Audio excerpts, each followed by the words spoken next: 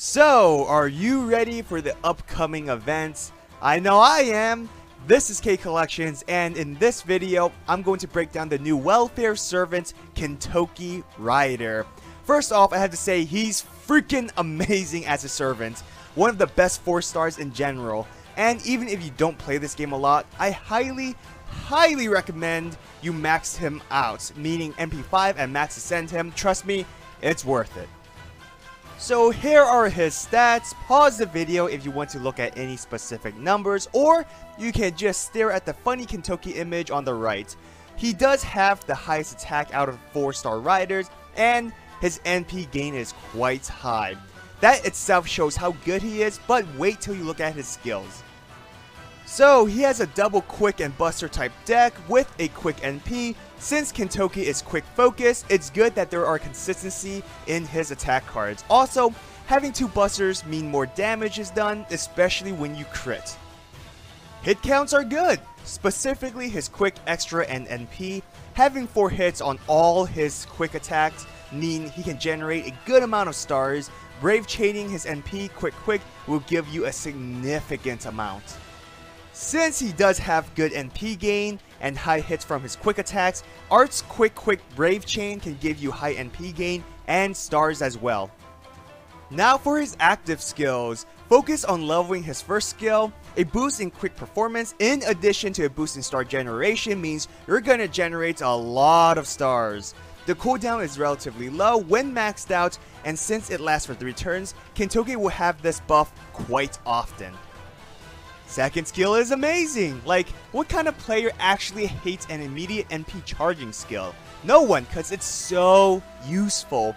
At skill level 1, if you have a max limit broken imaginary element or a non-limit broken kaleidoscope, Kintoki can turn 1 NP.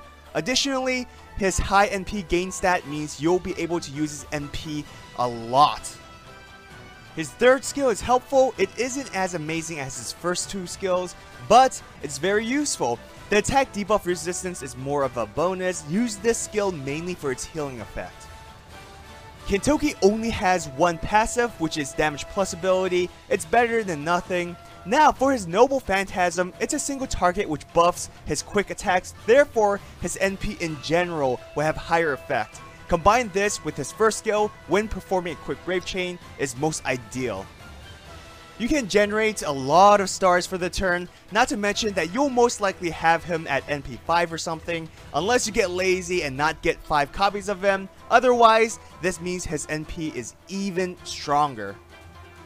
So you guys know that Kintoki Rider is amazing. First off, he's a strong star generator with NP spamming potential, and since he naturally has high star absorption due to his class, this means he can be a good crit servant.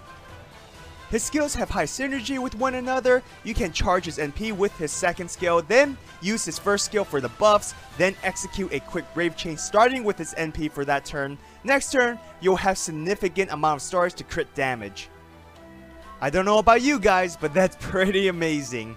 On top of his skills, if you remember, he has great stats in general, and since he's a welfare servant, you have the potential to max ascend him faster than most other servants, and if you don't slack off, he'll be at NP 5. A few things to look out for: since he only has 1 art, make sure to place it properly within your attack chain to get the most NP gain for him.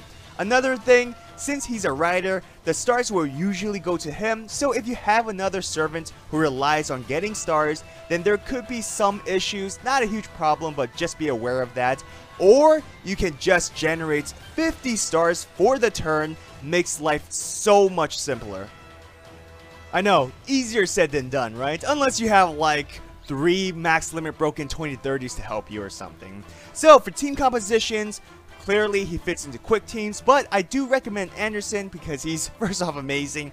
He's a budget servant, but the guy can buff attacks, defense, crit damage, even star generation.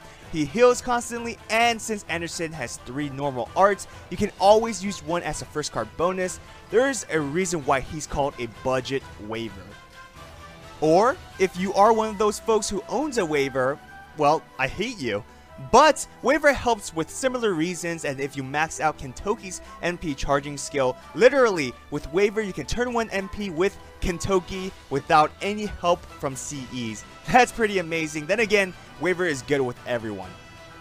CE recommendations. Holy Knight Sign is a great combination of boosting his quick performance and crit damage, and anything that increases his quick will work.